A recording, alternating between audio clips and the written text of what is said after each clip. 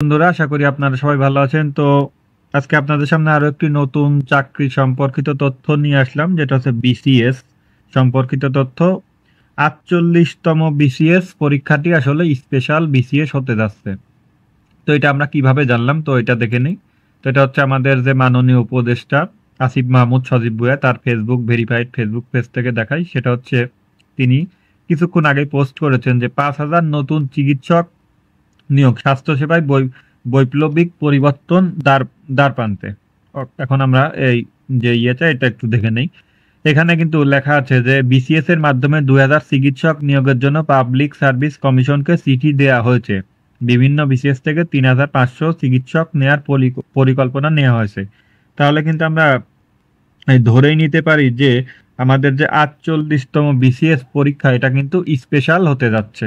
তো ডাক্তার যারা মানে ডাক্তারি পড়াশোনা করছেন তাদের জন্য একটা বিশাল অপরচুনিটি।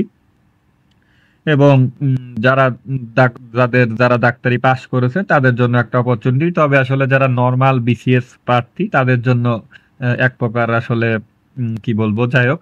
তো আসলে এটা কিন্তু অনেকদিন ধরেই মানে আমাদের দেশে যে ডাক্তারের যে শূন্যতা, এটা কাটানোর জন্য আসলে এই উদ্যোগটা নেওয়া হয়েছে। এটা অবশ্যই একটা ভালো উদ্যোগ, কারণ আমাদের যে চিকিৎসা খাত সেটার উন্নয়নের জন্যই এই কাজটা নিয়েছে। এবং এখানে কিন্তু কমেন্ট সেকশন যদি আমরা দেখি, এটা কিন্তু সবাই সাধুবাদই জানাইছে।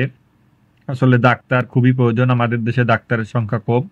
তো এই ছিল আপডেট নিউজ। আর একটা কথা সেটা হচ্ছে যে যেহেতু ডাক্তারের বিসিএস, তার মানে কিন্তু সব পোস্টই এখানে অন্য পোস্টও থাকবে। তবে স্পেশাল বিসিএস হওয়ার মানে ৪৮তম বিসিএস যে এটা স্পেশালি হবে, এটা আর কি এখন এক প্রকার ধরেই নেওয়া যায়। যেহেতু এখানে যে আমাদের যে উপদেষ্টা তিনি যেহেতু তার ভেরিফাইড ফেসবুক থেকে আর কি যেহেতু পোস্টটা হয়েছে, তাহলে আমরা মোটামুটি ধরেই নিতে পারি ৪৮তম বিসিএস স্পেশাল বিসিএস হতে যাচ্ছে।